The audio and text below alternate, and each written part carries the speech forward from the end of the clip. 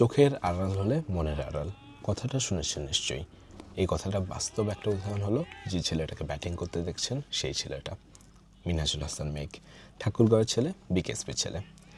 মেঘ Bangladesh আন্ডার-15 national cricket টিমেও খেলেছেন, মেঘ আন্ডার-17 ন্যাশনাল টিমেও খেলেছেন।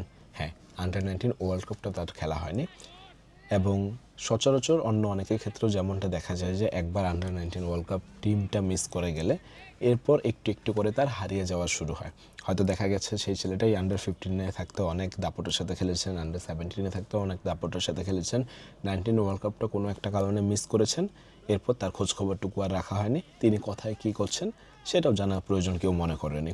এটা সবসময় হয়। এবারও যারা আন্ডার-19 ওয়ার্ল্ড কাপটা মিস করেছেন তাদের ক্ষেত্রেও দেখবেন যে তাদের খোঁজখবর কতটুকু রাখা হচ্ছে বা রাখা হয়, কারণ আমাদের সব চোখ নজর যারা খেলছে তাদের উপরেই সবসময় থাকে। যাই হোক, অনেক প্লেয়ার আছে মেঘের মতো বাংলাদেশের বিভিন্ন প্রান্তে যারা হয়তো 15 ন্যাশনাল টিমে খেলেছেন, 17 ন্যাশনাল টিমে খেলেছেন, 19 থেকে বাদ পড়েছেন এবং 19 থেকে বাদ পড়ার পর নিজেদের হারিয়ে খুঁজছেন। তাদের হয়তো এই আফসোসটুকুও আছে যে তাদের খোঁজখবরটুকু কেউ নেয় না, তাদের হয়তো এই আক্ষেপটুকুও থাকে যে বিসিবির অধীনে এতদিন থাকলাম, অ্যাটলিস্ট বিসিবির কেউ আমাদের মনে রাখতে পারতো। সো এরকম অনেক আফসোস আর অনেক আক্ষেপ নিয়েই হচ্ছে তাদের এগোতে হয় এবং তাদের জার্নিটা খুব ইজি হয় না, তাদের ফ্রেন্ডদের মতো অতটা ইজি হয় না যারা 19 ওয়ার্ল্ড কাপটা খেলে এসে প্রিমিয়ার লিগে খেলে ফেলেন বা অনেক বড় জায়গাতে থাকেন। স্বাভাবিকভাবেই যারা 19 ওয়ার্ল্ড কাপটা মিস করেন তাদের ম্যাক্সিমামকে ফার্স্ট ডিভিশন, সেকেন্ড ডিভিশন হয়ে আসতে হয়। মেঘ সেভাবে এসেছেন, সেকেন্ড ডিভিশন খেলেছেন, ফার্স্ট ডিভিশন খেলেছেন। এবারে ঢাকা ফার্স্ট ডিভিশনে তিনি 10 ইনিংসে 400 মতো রান করেছেন, হাইস্ট রান স্কোরারদের তালিকাতে তিনি ছিলেন এবং 2টা সেঞ্চুরি করেছেন। এই ফার্স্ট ডিভিশনের টোটাল 2জন ব্যাটসম্যান 2টা করে সেঞ্চুরি করেছেন, তার মধ্যে একজন হলেন মিনহাজুল হাসান মেঘ। এই কথাগুলো বলার একটাই কারণ, সামনে আন্ডার-23 একটা টুর্নামেন্ট আছে। আমি জানি না আন্ডার-23 টুর্নামেন্টে সিলেক্টররা কাদের খেলাবেন, সবার কথা মনে থাকবে কি না তাদের। এই যে মেঘ যেই ছেলেটা আন্ডার-15 খেলেছেন, আন্ডার-17 খেলেছেন, আন্ডার-19 কিন্তু তিনি পারফরমেন্সের জন্য বাদ পড়েননি, তিনি বাদ পড়েছিলেন বয়স রিলেটেড একটা ঝামেলার কারণে। এই ছেলেটা আন্ডার-19 থেকে বাদ পড়ার পর ক্রিকেট বোর্ডের কোনো প্রোগ্রামে আর থাকেননি, ছিলেন না। এবার একটা সুযোগ আছে আন্ডার-23-তে তার পারফর্ম করার। আন্ডার-23-তে তিনি অনেক ভালো করলে হয়তো তিনি এক্সপেকটেশনটা রাখতে পারেন যে তার কেরিয়ারে আবার আরেকটা বদল আসতে যাচ্ছে, ভালো ইতিবাচক পরিবর্তন। কিন্তু আন্ডার-23-তে মেঘ সুযোগ পাবেন তো? মেঘকে প্লিজ ভুলে যাবেন না। মেঘের মতো আরও বেশ কয়েকজন আছে যাদের গল্পটা আমি সামনে নিয়ে আসবো। এই মানুষগুলোকে, এই ছেলেগুলোকে, এই প্লেয়ারগুলোকে আর আড়ালে পাঠিয়ে দেন না।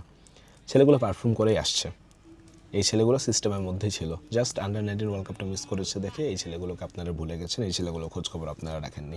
মেঘ সবসময় একজন পারফর্মার ছিলেন। মেঘ ডিভিশনাল খেলাগুলোতে রান করতেন, ওয়াইসিএলে রান করতেন, রেড বল হোক, হোয়াইট বল হোক, যে কোনো বলই হোক না কেন মেঘ রান করতেন। মেঘ আন্ডার-17 চ্যালেঞ্জ সিরিজের পর একটা টুর্নামেন্ট হচ্ছিল বাংলাদেশ গেমস, সেই বাংলাদেশ গেমসের সেমিফাইনাল, ফাইনাল, 2টা গুরুত্বপূর্ণ ম্যাচে 60+ রান করেছিলেন। 17 ট্যুর করেছেন, পাকিস্তানে ভালো খেলেছেন। ট্যুর করে আসার পর করোনার সময় ওয়ানডে একটা টুর্নামেন্ট হয়েছিল, সেই ওয়ানডে টুর্নামেন্টের 18 লেভেলের আর কি, সেই ওয়ানডে টুর্নামেন্টের সেকেন্ড হাইস্ট রান স্কোর ছিলেন তিনি। সো মেঘ ওই সময়টাতে রান করতেন, ওই সময়টাতে তিনি অলমোস্ট বিসিবির অধীনে 30-32টার মতো ম্যাচ খেলেছেন, 1200 রান তো করেছেন।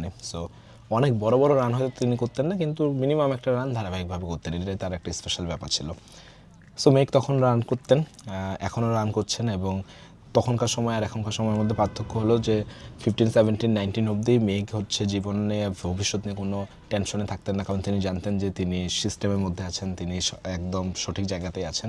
19 ওয়ার্ল্ড কাপের পর তার লাইফ অনেক বদলে গেছে। ওই সময়টাতে 19 ওয়ার্ল্ড কাপ থেকে বাদ পড়া থেকে এখনকার সময়টা, এই সময়টার মধ্যে তার জীবনে অনেক অনিশ্চয়তা এসেছে, অনেক দুশ্চিন্তা এসেছে, অনেক আক্ষেপ, হতাশা যোগ হয়েছে এবং আন্ডার-23 টুর্নামেন্ট হতে পারে আরও একটা মঞ্চ, যেই মঞ্চে এসে তার জীবনের গল্প আবার নতুন করে বদলাতে পারে। কারণ তিনি এখন যেভাবে ব্যাটিংটা করেন, তিনি যেভাবে রান করেন, তিনি যেভাবে অনায়াসে স্বাচ্ছন্দ্যে বাউন্ডারি আদায় করে নিতে পারেন এবং যেভাবে তিনি ক্রিকেটটা ধরতে পেরেছেন, কোন ফর্ম্যাটে কীভাবে খেলা উচিত, কারণ এখন তো তিনি অনেক পরিণত হয়েছেন আগের চেয়ে। সো এটা অবশ্যই আন্ডার-23 টুর্নামেন্টে তিনি যদি কাজে লাগাতে পারেন, যদি তিনি অনেক ভালো রান করতে পারেন, মেঘের মতো প্লেয়ার অবশ্যই সুনজরে এসে যাবে, মেঘের মতো প্লেয়ার অবশ্যই সিস্টেমের মধ্যে আবার এসে যেতেই পারে, কারণ মেঘের মধ্যে ওই ব্যাপারটা আছে। এবং তিনি যাদের সাথেই খেলবেন সবাই তার ভাই ব্রাদার, কেউ তার বন্ধু, কেউ তার ছোটো ভাই, কেউ তার বড় ভাই। এখন হয়তো নামের দিক থেকে অনেক বড়, বাট মেঘ তাদের সাথে খেলে বড় হয়েছে, তাদের সাথে খেলেই একটা সময় মানে দাপট দেখাতেন, দাপটের সাথে ব্যাটিং করতেন। সো মেঘ যদি সেই জিনিসটা এখনও পারেন, মেঘের জীবন কিন্তু বদলাতেই পারে। মেঘের মতো আরও বেশ কয়েকজন প্লেয়ার আছে, আমি আগেই বলেছি, সেই প্লেয়ারদের গল্প আমি ইনশাল্লাহ সামনে নিয়ে আসবো। বাট স্পেশালি এই ভিডিওতে মেঘের কথাটা এই জন্যই বলছি, কারণ এই ছেলেটা অবশ্যই আন্ডার-23 টুর্নামেন্টের মতো টুর্নামেন্টে থাকাটা ডিজার্ভ করে, এবং সিলেক্টরদের অবশ্যই অবশ্যই অবশ্যই মেঘ বা মেঘের মতো যারা আছে তাদের কথা মনে রাখা উচিত, ভুলে যাওয়া উচিত না। এবং অবশ্যই টিম তৈরি করার আগে দেখা উচিত যে এমন কোনো ছেলে বাদ যাচ্ছে কিনা যে ছেলেটা এখন পারফর্ম করছে এবং সুযোগ পেলে টপ লেভেলে আরও ভালো করতে পারে বা একটা সিস্টেমের মধ্যে সে আসতে পারে, কারণ এই ছেলেটা একটা টাইমে 15, 17, 19 ছিল। সো এই তো, এর বাইরে খুব বেশি কিছু বলার নেই। বাকি কাজ সব সিলেক্টরদের, আমার কাজ হলো যে ট্যালেন্টদের সামনে নিয়ে আসা, তাদের গল্পটা সামনে তুলে ধরা। এবং মেঘ রান করছে, আবারও বলছি, তিনি খুব ভালো টাচে আছে, তিনি সুযোগ পেলে হয়তো অনেক ভালো কিছু করার অ্যাবিলিটিও রাখেন, করবেনও। সো সেই সুযোগটা আপনারা অবশ্যই দেওয়ার চেষ্টা করবেন, শুধু মেঘকে না, মেঘের মতো আরও যারা আছে। আপনাদের কাজ খুঁজে বের করা, আপনাদের কাজ কোন ছেলেটা ওয়াইসিএলে খুব ভালো খেলতো একটা সময়, কোন ছেলেটা 15, 17 ন্যাশনাল টিমে ছিল, 19-এ বাদ পড়েছিল, ওই ছেলেগুলোও যাতে সুযোগটা পায় নতুন করে নিজেদের জানান দেওয়ার, এই জিনিসটা প্লিজ একটু দেখবেন।